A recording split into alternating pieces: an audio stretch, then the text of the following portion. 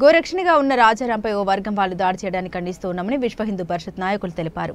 విశ్వ హిందూ పరిషత్ కార్యకర్తపై జరిగిన దాడిని నిరసిస్తూ సిద్దిపేట జిల్లా కలెక్టర్ కార్యాలయం ఎదుట నాయకులు నిరసన తెలిపారు. దాడి చేసిన వారిపై చర్యలు తీసుకోవాలని కలెక్టరేట్ కార్యాలయంలో విజ్ఞప్తి పత్రం అందించారు. అనంతరం సిద్దిపేట ఏసీపీ రవీందర్ రెడ్డిని కలిసి దాడి చేసిన వ్యక్తులపై త్వరగా చర్యలు తీసుకోవాలని కోరారు. దాడి చేసిన వారిపై చర్యలు తీసుకోకుంటే దేశవ్యాప్తంగా ఉద్యమం చేస్తామని అన్నారు. హిందూ బంధువులందరికీ జై శ్రీరామ్. మొన్న 1వ తారీఖు ఆదివారం రోజు సాయంత్రం 7 గంటల ప్రాంతంలో నమ్మదగిన సమాచారం స్థానిక సాదిక్పురాలో గోవులున్నాయని తెలియగానే మన కార్యకర్తలతో అక్కడికి వెళ్లి అక్కడ స్వచ్ఛందంగా అక్కడ జరిగిన ఎటువంటి సంఘటనను వారిని నిలబడి మాట్లాడదామనే సిచ్యువేషన్లో వాళ్ళు ఒక్క నిమిషం కూడా మాట్లాడకుండా మాపై దాడి చేశారు. మరి పేరు తీసుకొని మరి మన సిద్దిపేట జిల్లా విభాగ శాఖ కార్యదర్శి గ్యాదర్ రాజారామన్న గారి పేరు తీసుకొని మరి దాడి చేసి ఈ వ్యక్తిని చంపేస్తేనే ఈ గోవులను రక్షించే వాళ్ళు ఆగుతారని చెప్పేసి కావాలని రాజారామన్న మీద నా మీద టార్గెట్ చేసి మరి వాళ్ళు కత్తులతోని కర్రలతోని దాడి చేయడం జరిగింది. ఈ దాడిని విశ్వ హిందూ పరిషత్ రాష్ట్ర వ్యాప్తంగా ఖండిస్తూ ఉంది. ఈ రోజు మన రాష్ట్ర వ్యాప్తంగా ప్రతి జిల్లాలో కలెక్టర్లకు మెమోరాండం ఇవ్వడం జరుగుతుంది. అదేవిధంగా అక్కడ గోవులు ఉన్నాయని తెలిసిన సమాచారం మేము చూసాము. అక్కడ వీడియోలు కూడా ఉన్నాయి. మరి ఆ గోవులు ఏమైనాయి, అవి ఎక్కడ తరలించారు, దీనిపైన వెంటనే ఒక ప్రత్యేక కమిటీని ఏర్పాటు చేసి పోలీసు వాళ్ళు ఆ గోవులను రక్షించేయాలి. అదేవిధంగా దాడికి పాల్పడ్డ ముష్కరులను వెంటనే శిక్షించాలి. అక్కడ డమ్మిగాలను తీసుకొచ్చారు. దాదాపు 50 నుంచి 60 మంది వాళ్ళు ఉంటే 2-3 రిమాండ్లు ఉన్నారు. వాళ్ళు కూడా ఇవాళ బయటకు వచ్చారని చెప్పేసి మాకు సమాచారం ఉంది.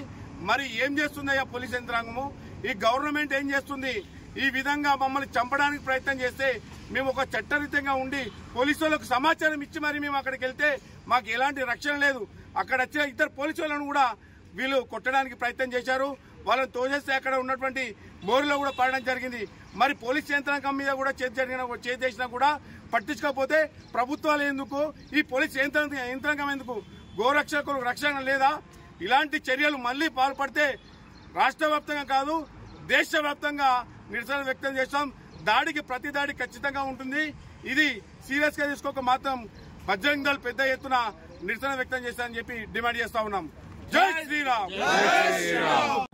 జై గోమాత, జై జై గోమాత. ఈరోజు తెలంగాణ రాష్ట్ర వ్యాప్తంగా గోవులను పూజించేటువంటి భక్తులపైన దాడి చేస్తున్నారు.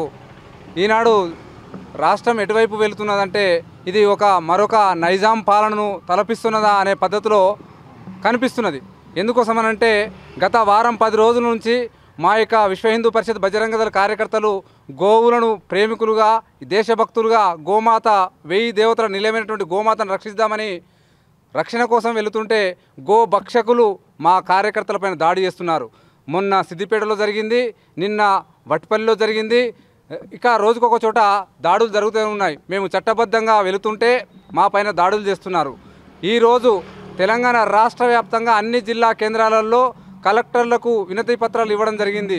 ఏదైతే యానిమల్ యాక్ట్ చట్టం ఉన్నదో చట్టాన్ని కఠినంగా అమలుపరచాలి.